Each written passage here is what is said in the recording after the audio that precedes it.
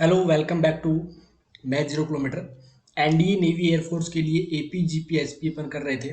उसकी class number 5 आज start करेंगे। पिछली क्लासेस के अंदर अपने काफ़ी क्वेश्चंस कर लिए हैं।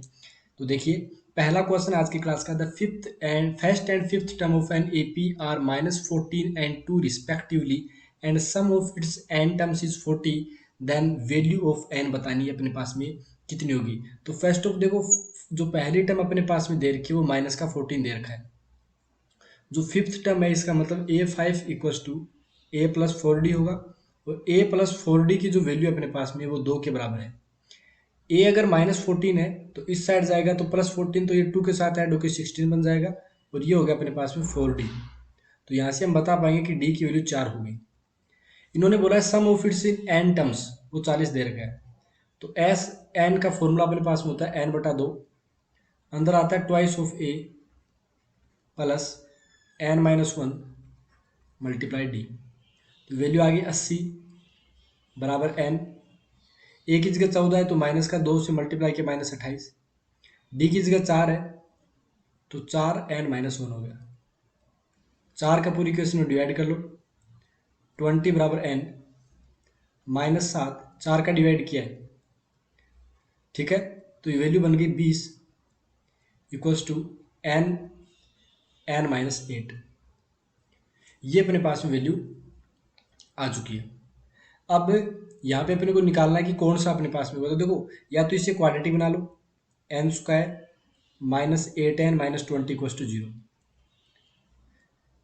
अगर यहाँ पे अगर अपन 20 वाला करते हैं तो 5 4 का तो रेशियो लेंगे नहीं, 10 2 का लेंगे। तो 10 अगर वैल्यू रखते हैं यहाँ पे तो 10, और यहाँ 10 × 2 तो 10 हो जाएगा अपने पास में, और ऑप्शन सी अपना राइट हो जाएगा। नेक्स्ट क्वेश्चन अपने पास में, the interior angles of a polygon are in AP, the smallest angle is 120 degree and the common difference is 5 degree, the number of sides in the polygon बताना कितना होगा। अगर हमारे पास में पहली टर्म जो अपने पास में वो 120 डिग्री दे रखी है, और फिर ऐसे ही पॉलीगन के अंदर हर एंगल 5 5 डिग्री से बढ़ता रहता है। तो अपन ने एक बात तो जैसे ट्राइंगल होता है, ट्राइंगल के अंदर अपने पास टोटल एंगल 3 होते हैं, तीनों का समय 180 डिग्री होता है। वो एक फॉर्मूले से आता है। वो फॉर्मूला क्या होता है अपने पास में, n-2 मल्टीप्लाई 180 डिग्री। अब n क्या है अपने पास में, पॉलीगन की कितनी साइड है। जैसे कि यहाँ पे ट्राइंगल के लिए 3 साइड थी तो 3 - 2 1, 1 × 180 हो गया। तो यहाँ पर भी same to same 10 number of sides बताना है। तो हम क्या करेंगे, n-2 मल्टीप्लाई 180 इक्वल्स टू, यहाँ पे भी सम के बराबर कर देंगे n/2, 100 यहाँ पे 20 × 2 प्लस n-1, डी की जगह 5 रखना है। तो वैल्यू बन जाएगी अपने पास में 360 n माइनस में 720 इक्वल्स टू 240 n प्लस में 5n इंटू n-1। 240 n और 360 n अगर हम देखें तो ये आ जाएगा 5n² -5n। ये इस साइड लेके जाएंगे पूरा का पूरा, तो 120 बन जाएगा, लेकिन माइनस का 120 n और प्लस 720 इक्वल्स टू 0।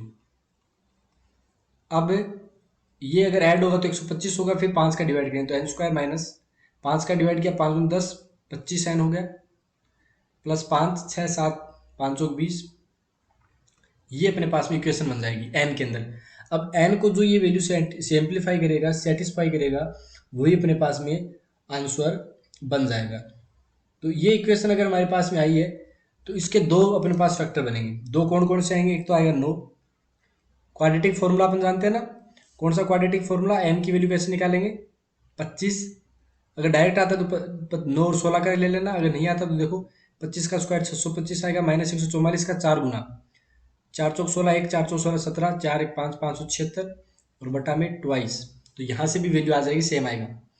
अब अगर आप देखो, एक बात याद रखना कि जैसे अपन ने 9 रखा, ठीक है, हमने क्या किया, n की वैल्यू 9 रखी या n की वैल्यू 16 रखी, तो an की वैल्यू आएगी एक अपने पास में, क्या आएगी अपने पास में, एक an की वैल्यू आएगी। और वो जो an की वैल्यू अपने पास में आएगी, a क्या है अपने पास में, तो आपने बोला 120 है, प्लस में n 16 ले लिया, मान लो 15 इंटू डी कितना है, 5 है। तो ये जो a16 है ना, वो अपने पास बन जाएगा 195 डिग्री। लेकिन देखो, एक पॉलीगन जब अपने पास में कैसे भी करके आप बना रहे हो, ठीक है। तो एंगल हमेशा क्या रहेगा अपने पास में, एंगल तो 180 डिग्री से छोटा ही रहेगा भाई, एक सीधी लाइन है, इससे ज्यादा छोटा तो एंगल हो नहीं सकता। अब आप बोलोगे सर इस टाइप से बैंड हो जाए तो एंगल फिर ये लिया जाएगा, और इस टाइप से बैंड हो जाता तो एंगल ये लिया जाएगा। तो 195 गलत हो गया, मतलब 9 ही लेना पड़ेगा। तो ऑप्शन अपने पास में बी राइट हो गया। नेक्स्ट है the sum of series. Sum of series बताना कितना होगा। तो सबसे पहले अगर हम बात करें यहाँ पे देखो ध्यान से कि 47 से स्टार्ट हो रहा है, तो आप सबसे पहले तो एस 101 टोटल निकाल लो। अच्छा वो कैसे निकालोगे, 101 मल्टीप्लाई 102 बटा में 2 हो जाएगा। फिर एस 46 तक अलग निकाल लो, तो वो हो जाएगा 46 इंटू 47 बटा 2, और दोनों को कर दो माइनस। दोनों को माइनस करने के बाद जो आएगा वो आंसर आ जाएगा। तो S 101 minus S 46 equals to, दो तो देखो नीचे आ ही गया अपने पास में, 101 इंटू 102 माइनस 46 इंटू 47 हो गया। अब इन दोनों को सिंप्लीफाई कर लो, सिंप्लीफाई करने के बाद जो आंसर आएगा वही अपना राइट आंसर बन जाएगा। तो सिंप्लीफाई करने के बाद वैल्यू कितनी आएगी अपने पास में वो बताओ। तो आपने बोला जो आंसर आएगा अपने पास में वो आ जाएगा 4760 आ रहा है यार, ये तो सोल्व करने के बाद में भाई 4760 ही तो आ रहा है ना अपने पास में।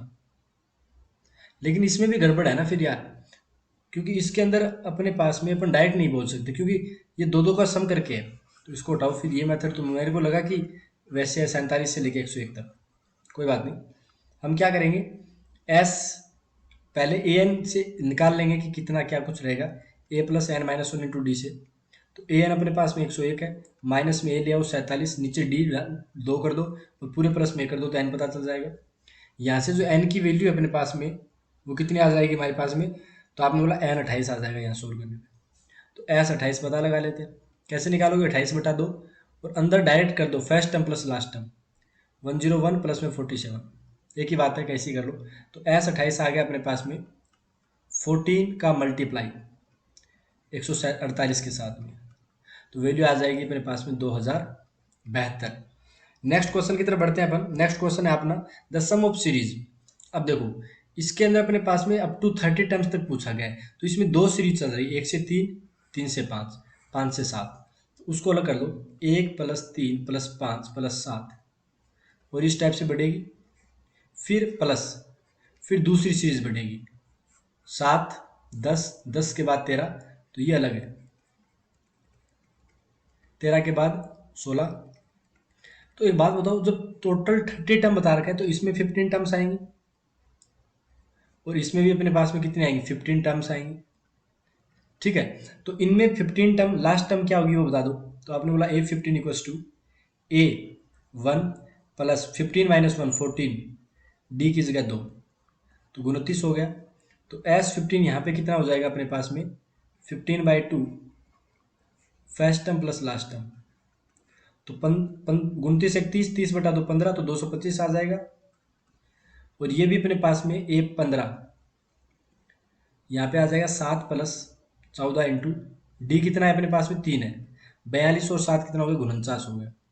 तो S15 कितना हो जाएगा अपने पास में 49/2, मतलब 15/2 ही आएगा अंदर, तो ये गलती से लिख दिया क्योंकि टर्म्स तो 15 है ना अपने पास में, अंदर आएगा 49, तो ये 15 49 और प्लस 7 इस टाइप से हो जाएगा, 49 50 56 28 दूनी 56 28 इंटू 15 हो गया। अब इसे सोल्व कर लो अपने पास में, तो 225 में 28 इंटू 56 सॉरी 15 ऐड करेंगे तो हमारे पास वैल्यू जो आएगी वो आ जाएगी 645। ऑप्शन ए अपना राइट हो गया। क्लियर। नेक्स्ट क्वेश्चन की तरफ बढ़ते हैं। नेक्स्ट क्वेश्चन है how many terms of an AP will give the sum of zero. तो सम जीरो चाहिए तो एस जीरो चाहिए, तो n/2 होता है अपने पास में, ये हो गया हमारे पास में ट्वाइस ऑफ ए 21 का डबल 42 प्लस n-1, और कॉमन डिफरेंस कितना आ रहा है अपने पास में, तो आपने बोला -3 आ रहा है, तो -3 आ गया। तो n/2 तो जीरो के साथ चला जाएगा, तो 3 इंटू n-1 की वैल्यू कितनी हो गई 42 हो गई, तो n-1 कितना हो गया 14, तो n आ गया 15, और n अगर हमारे पास 15 आ जाता है तो ऑप्शन नंबर डी राइट हो जाता है। नेक्स्ट क्वेश्चन की तरफ बढ़ते हैं। If a n plus one plus b n plus one upon a power n plus b power n is the arithmetic mean. देखो जब दो नंबर अपने पास ए बी होते हैं तो अर्थमेटिक मीन कैसे निकालते हैं, दोनों को ऐड करते हैं और 2 का भाग लगा देते हैं, ऐसे तो करते हैं ना। तो n की जगह हम क्या रखें ऐसा, तो आपने बोला n की जगह 0 रख दो। अब ये वैल्यू डाटाबेस है अपने पास, वैल्यू रख के चेक करना होता है, ठीक है। तो ये a 0+1 प्लस बी 0+1, 0 से स्टार्ट करना है पहले रखने के लिए, a पावर 0 b पावर 0।